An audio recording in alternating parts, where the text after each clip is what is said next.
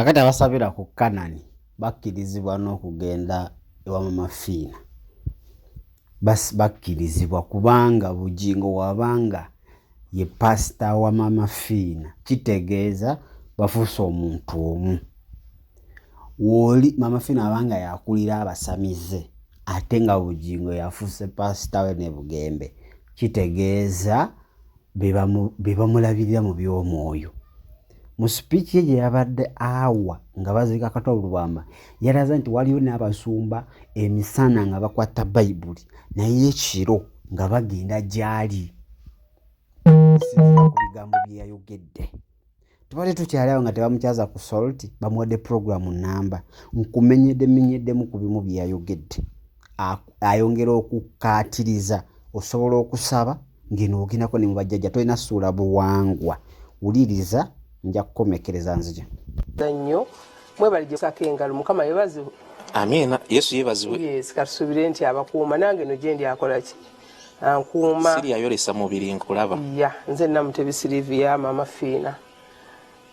Akwira basabe kinasi mu ggwanga.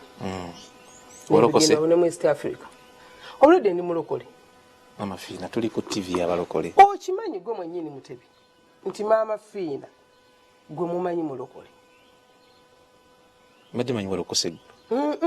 Lwakubanga obuzibu abantu abasinga tulokoka mu mitima nekungu ne batwabanga batali balokole kati buli wofuna omukisa n'osanga omusamaliya omulungi nga pasita wange ng'owanika nga amafuta geeyongera essala gyakusabidde ng'ogenda naye mu maaso.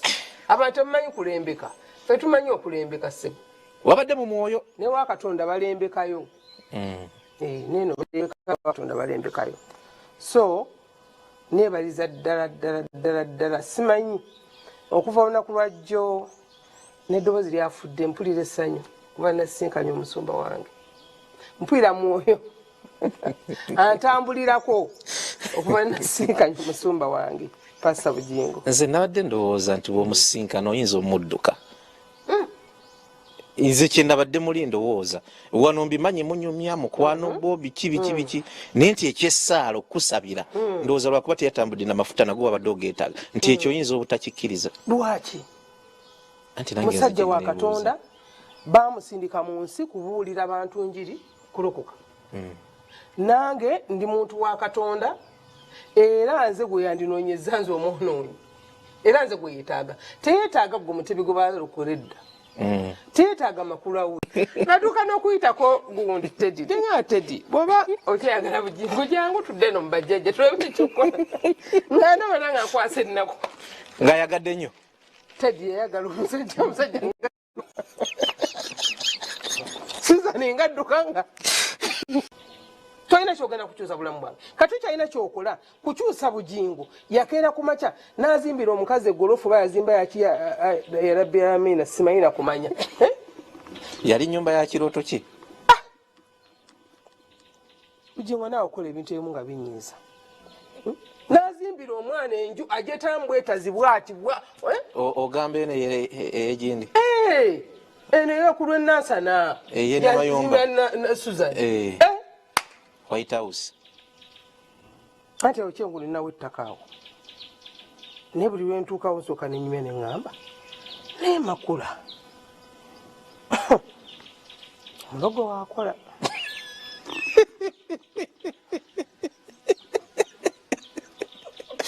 Oba yasaba kyokka ensi muzirayo bulayo muziveeko muzirayo bulayo muziveeko. Twabagaye nti eno Bugingo ajja kuba tazze kusabira Maama Phinah nga bode kuba omwoyo gwange gujja kuba gumaze okuvaamu genda okusisinkana oyo nnyini byonna era agenda okusayirawo Maama Phinah nti okusinzira Maama Phinah ensi mwobadde mwe nakusindika buweereza bwa kanisa saakusindika buweereza bwa kuba nsaasi nakusamira kati itawo mpola mpola butengerera yingira omuliro nga teri akkasi. Bugingo tajja kubeerawo kuwulira ebyo kuba tujja kubeera abo ne Katonda wange katonda wange yalimiraga nti no Maama Phinah nakusindika wadde okoze ebintu bingi waloga gundi gavumenti nokola bwoti nokola bino bano bakoye kino gokiremezaawo amaanyi gobadde okozesa nti naye nga wayamba abantu ate nga bayibuli egamba oyambanga muntu munno empeera yeebeera y'amaanyi mu ggulu. empeera yeebeera y'amaanyi.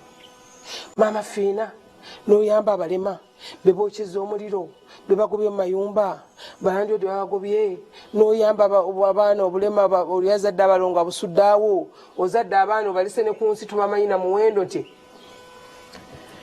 malayika oyo ogenda nako kitaba mu kuzimba kyaki wa Silivia ebyambalo ebyeru biri byewandibadde wa pasita gundi bimu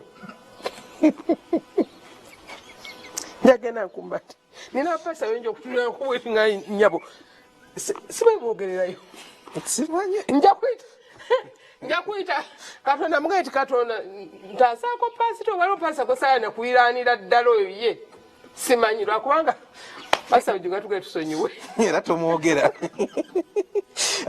Nkusabayo ekigambo kimu bibiri oba ssaala oba ki gwe kyowulira kyoyagala naye nga tobisabira nze Mutebi obisabira amaka ga pasita Bugingo namukyala Susan Makula kubanga waŋŋamba dda nti babesiti bo gwe kyoyagala okubasiibuza kyoba basiibuza tusiibule.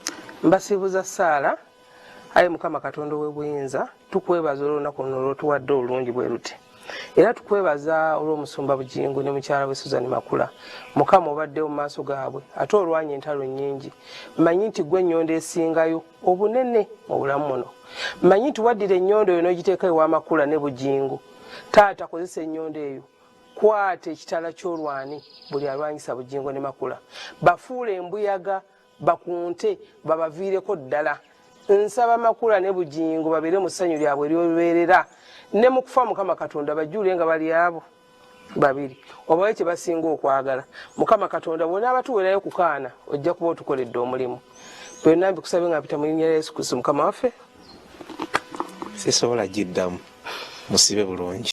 Ntandikirako yo sala gyasabye sala ya kirogo naye ng'ate mu bigambo byayogera gamba twagalize naye nga sala ye gyasabye ya kirogo kubanga ali kusaba ababonyabonya Bugingo ne Susan bafuuke embuyaga kitegeeza bafe kitegeera era neyewaana mu statement ezayogedde nti okusinzayo ku byakoze Mukama agenda muwa eggulu ajja kwambala ebyambalo ebyeru era abasumba bangi ajja bayitako waati abayiteko waati mu byambalo ebyeru kwewaana kwabadde akoze ki kwewaana kuba abamanyi abamu bagenda gyali abamu bagenda ewuwe kati yabalaba dda tebalina makulu basiiba wuwe yabawa ssente kati sitani atutunana nga tewali kye tuyinza nakuba okitegedde kakati nasabira Bugingo omwana baithe tebalina baana paka nakati ne Susan omwana yabula ate omwana agenda bula ate abulire ddala ekyo nkikugambye lwaleero. I've told you that Susan ne Bugingo tebalina mwana agenda kubula abulire ddala era abulire ddala. Mark my words ojja kumbuulira. So bibyo ebigambo byoyo Maama Phinah kakati kitegeeza ab'okusolti bali baddembe ogenda wa ogenda Maama Phinah omukazi alina byali kusomesa akulaga nti osobola okubeera mu kkanisa ng'ate weebuuza ku bajjajja tolina kusuula bya buwangwa kati balina ekintu kye batandise kati ate okusiga bali kulagira ddala nti Kanani yagwa dda wanga okukwata Maama Phinah n'omuwa puroguramu nnamba omusamize omuwe puroguramu ya bwerere yaki kiki kyalina kyagenda okugamba abantu agenda bongerako ki kiki ekyamaanyi kyagenda ozimba ku bantu era alibalaga nti musobola okujja ne mbakolako kale kati mwewe naade beebuuza Kanani ndowooza mulabye akale mulabye signs eziraga wawe baggwa bali kimu Maama Phinah Bugembe Bugingo bonna be bamu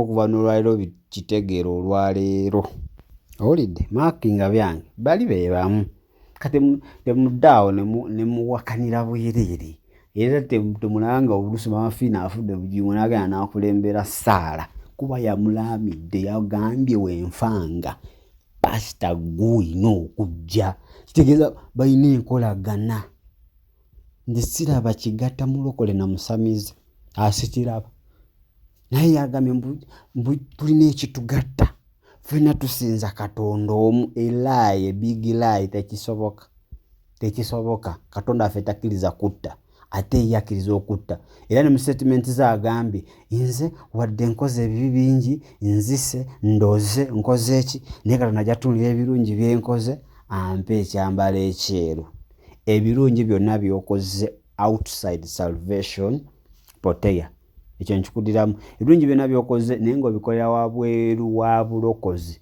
mu ggulu tebibalibwa era empeera gy'ofuna ya ku nsi Katonda akuwa empeera yo ey'oku nsi kubanga oyambye naye ng'eggulu oba tolirina ebirungi byonna olina obikolera mu bulokozi munda ng'oli mu bbo kitegedde ate mwe mubeera awo kati olaba bakamiliyoni ewa Bugembe teweewuunya olaba bakamiliyoni ewa Bugingo nga bakuba amazina agataliimu teweewuunya bali beebamu kikoosi kyabwe kya era agamye mu nsi yonna nina babiri aba Bugembe Bugingo era yagenda nti n'embaga nina kapo zange 2 ey'okusatu ejja nina SB4 nina eya Bugingo ninze ya Bugembe kati wagamba nti kapo eya Bugingo yange awomanya omupango oguli awozibuka buzibuse manso n'omanya ekiri ekanani kika